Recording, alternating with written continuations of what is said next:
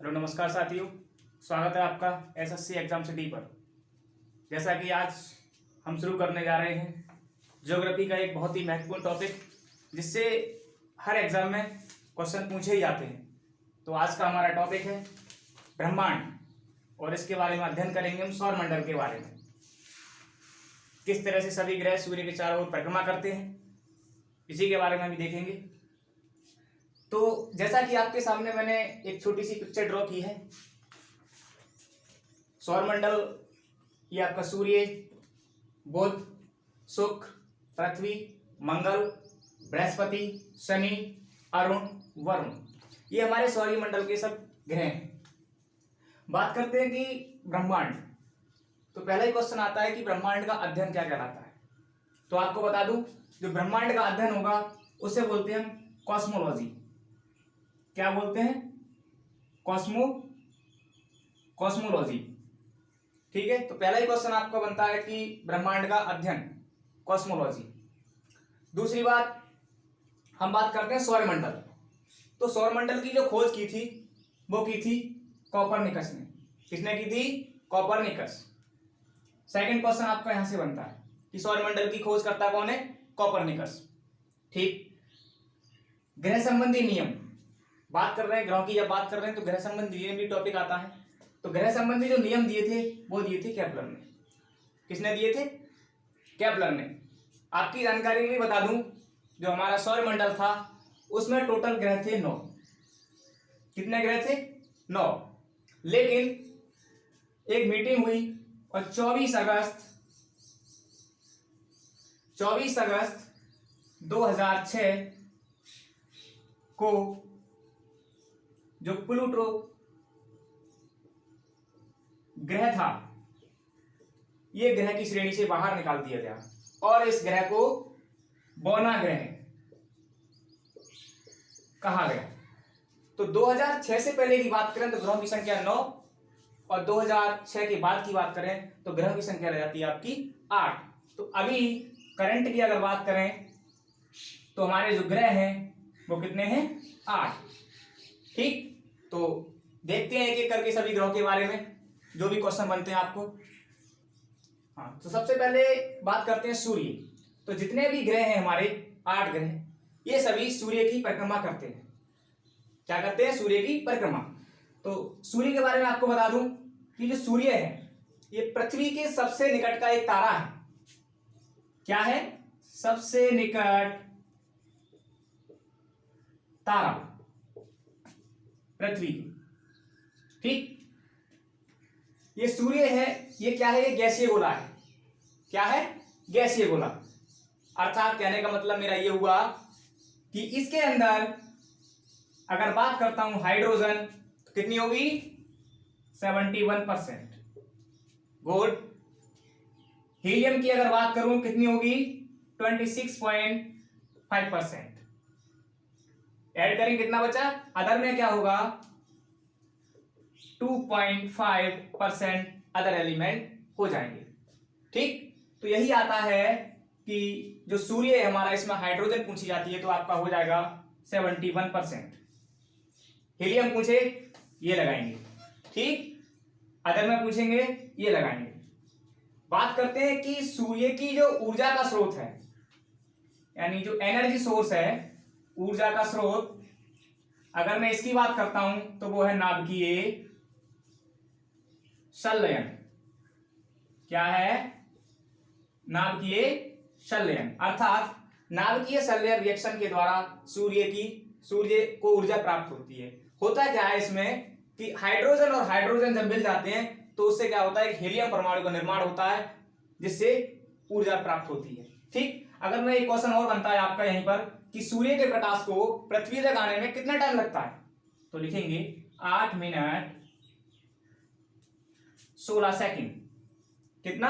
8 minute 16 second. तो question यही है, हाइड्रोजन पूछ लेगा आपसे, ऊर्जा का स्रोत क्या है? नाभिकीय संलयन है, टाइम कितना लगता है? 8 मिनट 16 सेकंड। ठीक। अब बात करते हैं मरकरी, यानी कि बुध ग्रह। स्टार्ट करते हैं बुध ग्रह। आप देख रहे होंगे कि सूर्य के सबसे नजदीक है बुध ग्रह अर्थात मरकरी जिसको बोलते हैं। तो पहला पॉइंट क्या हो जाएगा, क्या होगा पहला पॉइंट, यानी सूर्य के सबसे नजदीक, सूर्य के सबसे नजदीकी ग्रह क्या होगा आंसर, बुध ग्रह। सेकंड पॉइंट, सबसे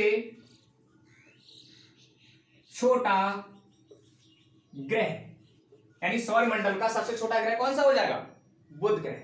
ठीक, आप देख रहे होंगे जब सूर्य के सबसे नजदीक है तो सबसे गर्म, लेकिन दिन के समय, दिन में क्या होता है ये गर्म, बट वहीं अगर बात करें, लेकिन रात में क्या हो जाता है ये बर्फीला अर्थात ठंडा।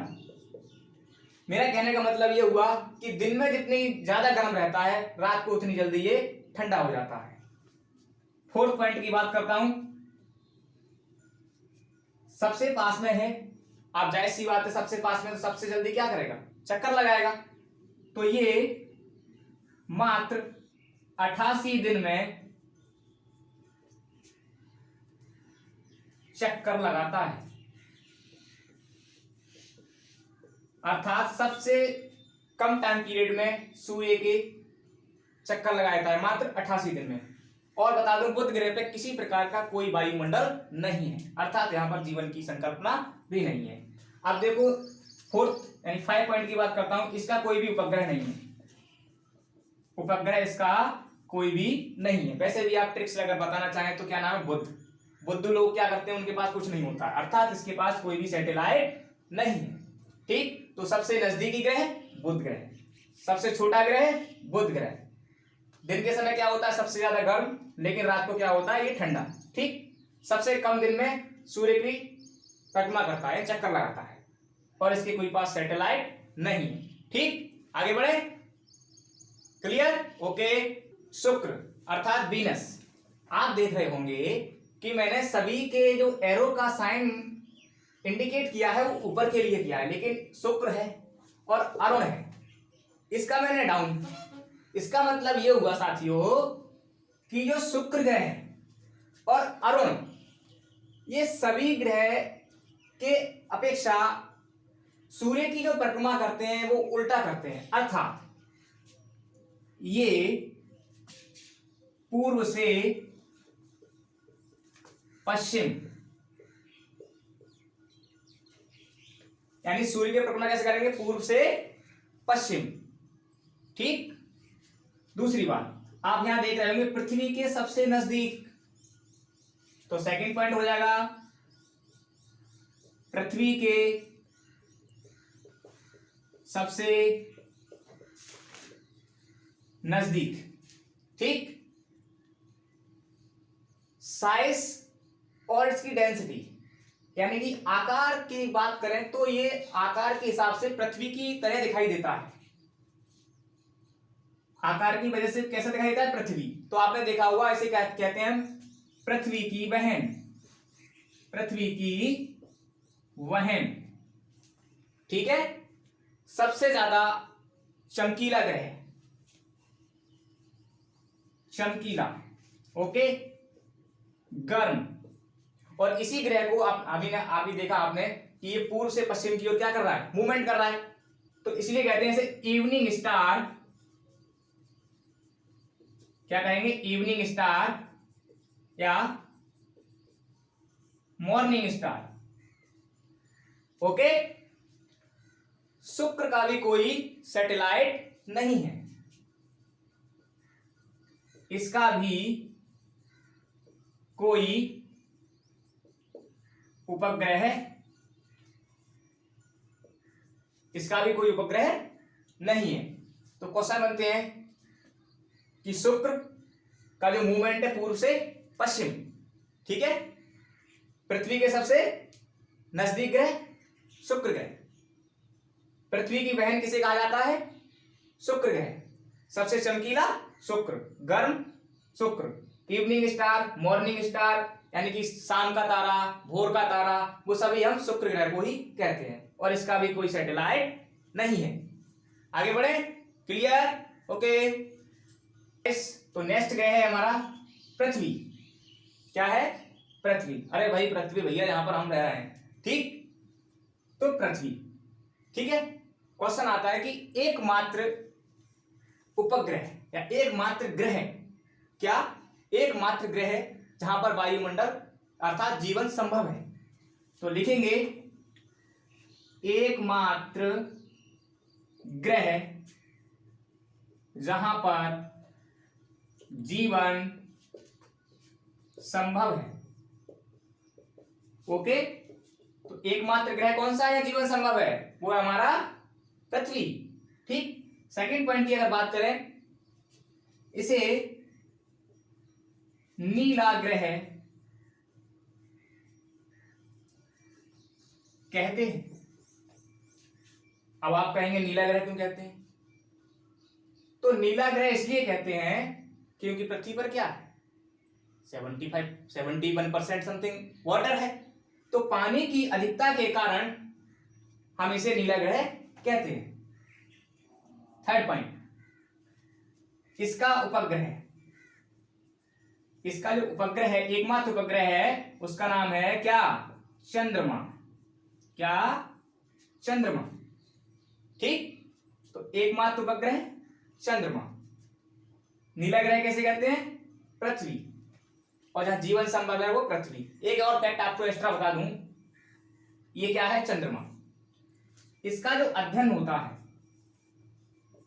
क्या अध्ययन, उसे बोलते हैं सेलेनोलॉजी। नोट करेंगे, वेरी मोस्ट इंपोर्टेंट है ये, कि अध्ययन, चंद्रमा का अध्ययन क्या कहलाता है? सेलेनोलॉजी। तो ठीक है, ठीक, आगे बढ़े, ओके। नेक्स्ट ग्रह आता है हमारा मार्स।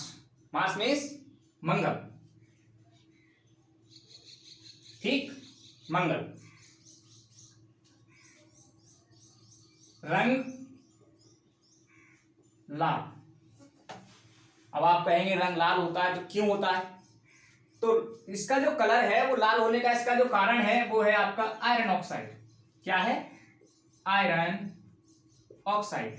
यानी आयरन ऑक्साइड की वजह से जो मंगल ग्रह है इसका कलर कैसा है? लाल है, ठीक, ठीक है। इसके दो उपग्रह होते हैं, ठीक है।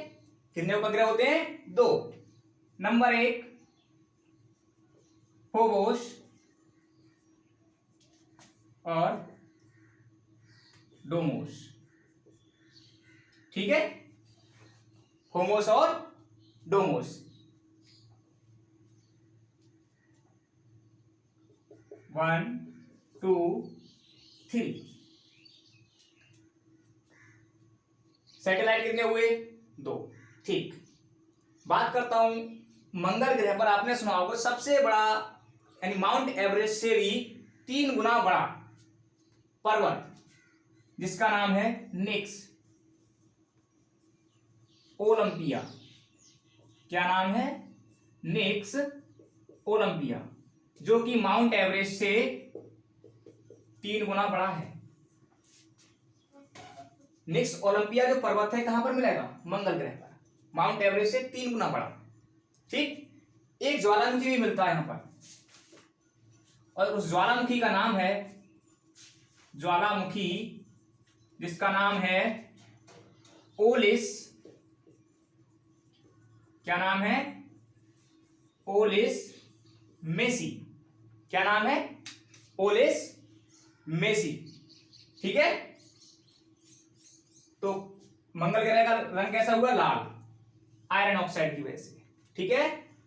इसके 2 सैटेलाइट हो गए, फोबोस और डीमोस, ठीक है।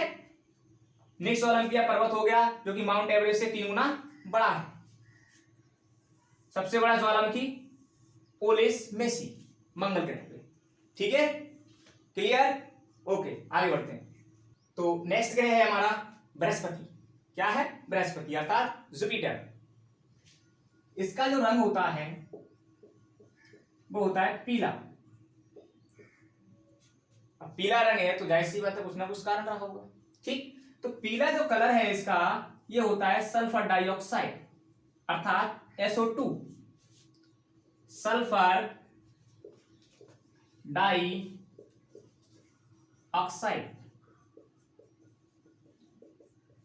अर्थात बृहस्पति जो ग्रह है हमारा, इस पर सल्फर डाइऑक्साइड की मात्रा की अधिकता के कारण इसका कलर कैसा हो जाता है? पीला। ठीक है, सौरमंडल का सबसे बड़ा ग्रह, सौरमंडल का सबसे बड़ा ग्रह क्या है? बृहस्पति। साइज के हिसाब से बात कर रहा हूं, सबसे बड़ा ग्रह बृहस्पति। ठीक है, और इसी का सबसे ज्यादा उपग्रह यानी 79, सबसे ज्यादा सैटेलाइट किसके पास है? बृहस्पति के पास। लेकिन अभी अपडेट हुआ है, शायद शनि के बताया गया 82, तो वो डिपेंड करता है ऑप्शन पर। तो सबसे ज्यादा उपग्रह 79 किसके हैं? बृहस्पति के पास है। ठीक है, जिसमें सबसे बड़ा उपग्रह है बृहस्पति का कौन सा हो जाएगा?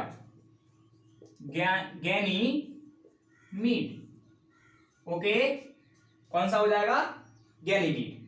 पहला क्वेश्चन बनता है कलर पीला, इसकी वजह से सल्फर डाइऑक्साइड। ओके, सेकंड सबसे बड़ा ग्रह बृहस्पति, सबसे ज्यादा उपग्रह 79, सबसे बड़ा उपग्रह क्या है इसका? गैनीमीड। ओके, ठीक है, तो अगला ग्रह है हमारा सैटर्न अर्थात शनि, शनि महाराज। तो क्या है हमारा? शनि। ठीक है, देखिए मैं वो पॉइंट आपके सामने डिस्कशन कर रहा हूं जो डायरेक्टली किसी ना किसी एग्जाम में पूछे जाते हैं। ठीक है, वैसे पढ़ाने के लिए तो क्या है कि ऐसा टॉपिक है कि पूरा पूरा घंटा 2-3 घंटे बोलते रहो। ठीक है ना, तो मैं आपके सामने वो पॉइंट डिस्कशन कर रहा हूं जो डायरेक्टली किसी ना किसी एग्जाम में पूछे जाते हैं। जैसे पहला पॉइंट की अगर मैं इसकी बात करता हूं कि ऐसा ग्रह कौन सा है जो बलयुक्त है, तो पहला पॉइंट साथियों बलयुक्त। बलयुक्त मतलब रिंग। ऐसा कौन सा ग्रह है जिसके अंदर रिंग पाई जाती है? तो वो है आपका शनि, सैटर्न। ओके, अगर पूछता है नंबर ऑफ रिंग 7, पूछता नहीं। ठीक है, सेकंड पॉइंट की अगर मैं बात करता हूं तो इसका जो उपग्रह है यानी जो शनि है, शनि का जो उपग्रह होगा सबसे बड़ा वो होगा टाइटन। क्या होगा? टाइटन। ओके, तो पूछा जाता है कि टाइटन किसका सैटेलाइट है, किसका उपग्रह है? तो किसका है? शनि का। ठीक, अभी आप देख रहे थे, हमने बताया साइज के हिसाब से पृथ्वी पहले नंबर पर है, पृथ्वी के बाद शनि। तो दूसरा, तीसरा पॉइंट लिखेंगे, दूसरा सबसे बड़ा उपग्रह, सबसे बड़ा ग्रह। ओके, जबरदस्त पॉइंट 4 निकल के आता है कि ऐसा ग्रह कौन सा है जो पानी की सतह पर तैरता है। फिजिक्स में एक कॉन्सेप्ट लगता है कि अगर डिपेंड करता है डेंसिटी पर, तो जो शनि है इसकी जो डेंसिटी है वो क्या होती है? वाटर से कम होती है, अर्थात वाटर की डेंसिटी क्या होगी? ज्यादा होगी। ठीक, इसकी वजह से क्या होता है, जो शनि ग्रह होता है हमारा, ये पानी पर तैरता है। ठीक है, तो पॉइंट निकल के आए, बलयुक्त ग्रह शनि, सबसे बड़ा उपग्रह इसका टाइटन, दूसरा सबसे बड़ा ग्रह साइज के हिसाब से शनि, और डेंसिटी कम होने की वजह से पानी पर क्या करता है? ये तैरता है। ओके, क्लियर, आगे बढ़े। ठीक, ठीक है, तो अगला ग्रह है हमारा अरुण। क्या है? अरुण। तो आप देख रहे होंगे, पहला सबसे बड़ा बृहस्पति, शनि, फिर थर्ड पे कौन आएगा? अरुण। तो तीसरा सबसे बड़ा ग्रह, पहला पॉइंट साइज के हिसाब से तीसरा सबसे बड़ा ग्रह। इसे लेटा हुआ ग्रह कहते हैं। क्वेश्चन डायरेक्ट आता है कि निम्न में कौन सा लेटा हुआ ग्रह है, तो वो कौन सा हो जाएगा? अरुण, ठीक है। और यहां पर क्या है? CH4 अर्थात मीथेन अधिकता में पाई जाती है, अधिकता में पाई जाती है, ठीक है। तो आप भी साथ साथ नोट करते जाएं, एक बार दो बार इसको रिवाइज करें, डेफिनेटली आपको याद हो जाएगा। तो तीसरा सबसे बड़ा ग्रह अरुण, इसे लेटा हुआ ग्रह कहते हैं। CH4 की मात्रा अधिकता पाई जाती है यहाँ पर। आप कहेंगे याद कैसे करें, वो भी मैं आपको बताऊंगा, ठीक है। अगला ग्रह आता है हमारा वरुण ग्रह, ठीक है। अभी आपको मैं वरुण ग्रह के बारे में बताता हूं। अरुण हो गया, ठीक है। लास्ट पड़ता है आपका क्या? Varun, okay. Last Varun, Neptune, ठीक। आप देख रहे होंगे कि सबसे दूर है, तो यहां से बात करें, पहला पॉइंट तो यही बन जाएगा कि सबसे पृथ्वी से सबसे दूर, सूर्य से सबसे दूर कौन सा ग्रह? वरुण ग्रह, ठीक। इसका जो रंग होता है वो होता है हरा, ठीक। कैसा रंग होता है? हरा। होता क्यों है? क्योंकि यहां पर भी मीथेन की मात्रा क्या होती है? मीथेन मैक्सिमम पाई जाती है, मैक्सिमम, ठीक। तो यहां से यही क्वेश्चन बनता है कि जो हमारा वरुण ग्रह है इसका कलर कैसा होता है? हरा। किसकी वजह से? CH4 की वजह से, मीथेन की वजह से, ओके। तो ये है, दो चार बार इसको आप पढ़ेंगे, किसी का नाम याद करोगे, बुध, शुक्र, पृथ्वी, मंगल, बृहस्पति, शनि, अरुण, वरुण, दो चार बार आप याद करेंगे, डेफिनेटली आपको याद हो जाएगा। अब मैं आपको कुछ इसी में से फैक्ट बताता हूं जो डायरेक्टली एग्जाम में उठा लिए जाते हैं, ओके।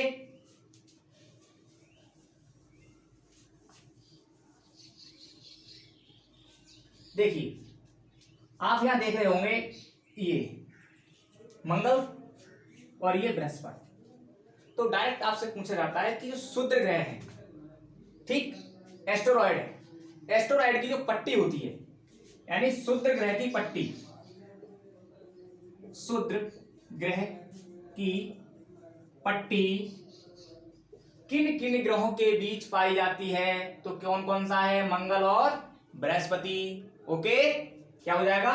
मंगल और बृहस्पति के बीच, मंगल और बृहस्पति, ठीक। तो शुद्र ग्रह की जो पट्टी है वो मंगल और बृहस्पति के बीच पाई जाती है। यहां से यहां तक बोलते हैं आंतरिक ग्रह, और ये जो होते हैं आपके, ये होते हैं गैसीय ग्रह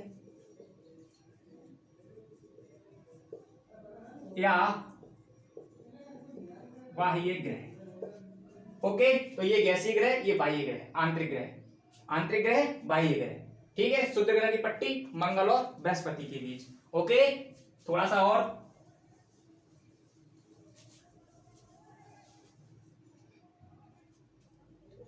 मैं आपको कुछ नोट करा रहा हूं, जो ज्यादातर बच्चे इसमें कंफ्यूज रहते हैं, पता ही नहीं रहता। जैसे कि एक पॉइंट है सूर्य ग्रह, क्या है? सूर्य ग्रह, ठीक है। दूसरा है चंद्र ग्रहण, ठीक है। पूछा जाता है कि सूर्य ग्रहण किस दिन होता है, चंद्र ग्रहण किस दिन होता है, क्या स्थिति होती है? तो सिंपल सी बात, चंद्र ग्रहण है तो यहां पर चंद्रमा बीच में कर दो, यानी सूर्य, चंद्रमा और पृथ्वी, ठीक है। जब चंद्रमा बीच में होगा सूर्य ग्रहण, और पृथ्वी बीच में होगी चंद्र ग्रहण,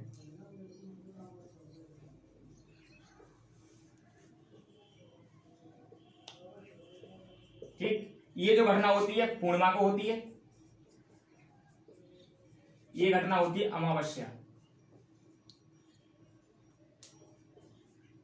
ओके।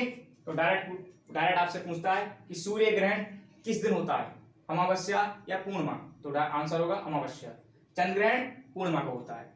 सूर्य ग्रहण में क्या होता है, सूर्य ग्रहण में चंद्रमा बीच में होता है, चंद्र ग्रहण में पृथ्वी बीच में होती है। ठीक है, 2 पॉइंट और लिखेंगे। ये वो क्वेश्चन है वो डायरेक्ट एग्जाम पूछे आते हैं, आप जब प्रैक्टिस सेट लगाएंगे तो देखेंगे खुद। एक होता है उपसौरिक और एक होता है अपसौरिक।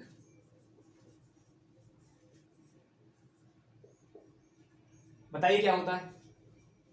तो उपसौरिक का मतलब ये होता है कि जो पृथ्वी होती है हमारी, जब ये सूर्य के नजदीक होती है, यानी पृथ्वी नजदीक होगी किसके, सूर्य के। ठीक है, आपको पता है। अब पूछता है वो डेट क्या होती है, तो लिखेंगे 3 जनवरी। डायरेक्ट पूछता है एग्जाम में, देखिएगा आप 3 जनवरी। अपसौरिक जाहिर सी बात है, नजदीक है, यहां दूर होगा। पृथ्वी